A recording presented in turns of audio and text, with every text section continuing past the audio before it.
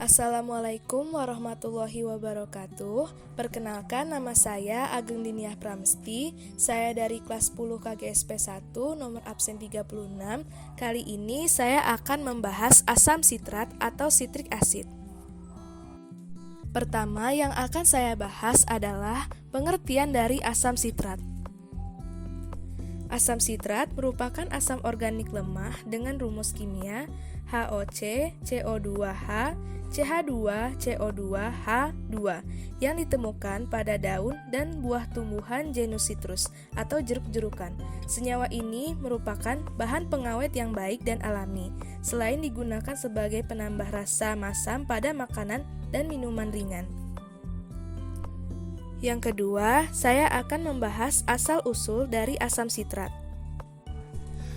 Asam sitrat diyakini ditemukan oleh alkimiawan Arab Yaman atau kelahiran Iran yang hidup pada abad ke-8, Jabir Ibnu Hayyan. Pada zaman pertengahan, para ilmuwan Eropa membahas sifat asam sari buah lemon dan limau. Hal tersebut tercatat dalam ensiklopedia Speculum Majus atau Cermin Agung dari abad ke-13 yang dikumpulkan oleh Vincent dari Beauvais. Asam sitrat pertama kali diisolasi pada tahun 1784 oleh kimiawan Swedia Carl Wilhelm Scheele yang mengkristalkannya dari sari buah lemon. Pembuatan asam sitrat skala industri dimulai pada tahun 1860, terutama mengandalkan produksi jeruk dari Italia. Pada tahun 1893, si Wehmer menemukan bahwa kapang penisilium dapat membentuk asam sitrat dari gula. Namun pembuatan asam sitrat dengan mikrob secara industri tidaklah nyata sampai Perang Dunia I mengacaukan ekspor jeruk dari Italia.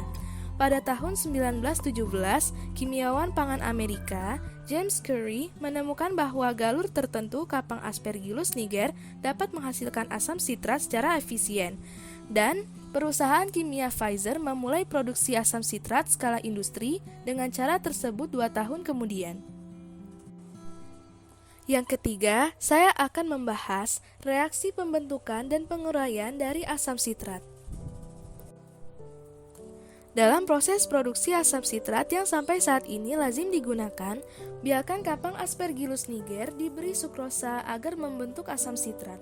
Setelah kapang disaring dari larutan yang dihasilkan, asam sitrat diisolasi dengan cara mengendapkannya dengan kalsium hidroksida membentuk garam kalsium sitrat. Asam sitrat diregenerasikan dari kalsium sitrat dengan penambahan asam sulfat. Cara lain pengisolasian asam sitrat dari hasil fermentasi adalah dengan ekstraksi menggunakan larutan hidrokarbon senyawa basa organik trilaurilamina yang diikuti dengan reekstraksi dari larutan organik tersebut dengan air. Yang keempat, saya akan membahas kegunaan dari asam sitrat. Penggunaan utama asam sitrat saat ini adalah sebagai zat pemberi cita rasa dan pengawet makanan dan minuman, terutama minuman ringan. Kode asam sitrat sebagai zat aditif makanan atau E-number adalah E330. Garam sitrat dengan berbagai jenis logam digunakan untuk menyediakan logam tersebut sebagai bentuk biologis dalam banyak suplemen makanan. Sifat sitrat sebagai larutan penyangga digunakan sebagai pengendali pH dalam larutan pembersih dalam rumah tangga dan obat-obatan.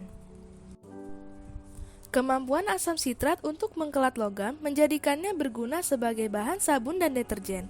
Dengan mengkelat logam pada air sada, asam sitrat memungkinkan sabun dan deterjen membentuk busa dan berfungsi dengan baik tanpa penambahan zat penghilang kesadahan.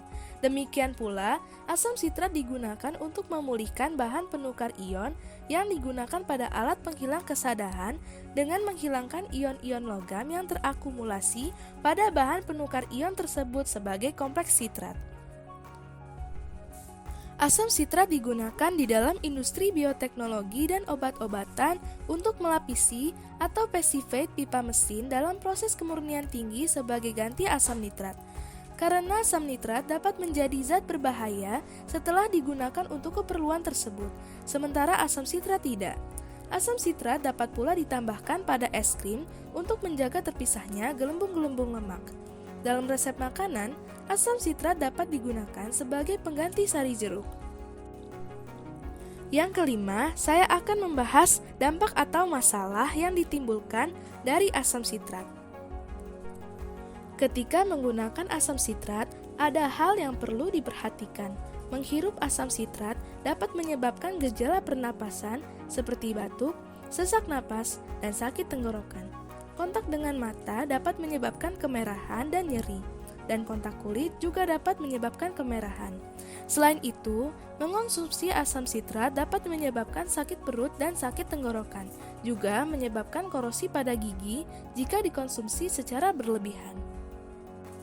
Sekian dari saya, kurang lebihnya mohon maaf apabila ada kesalahan kata. Terima kasih sebelumnya. Billahi taufik wal hidayah.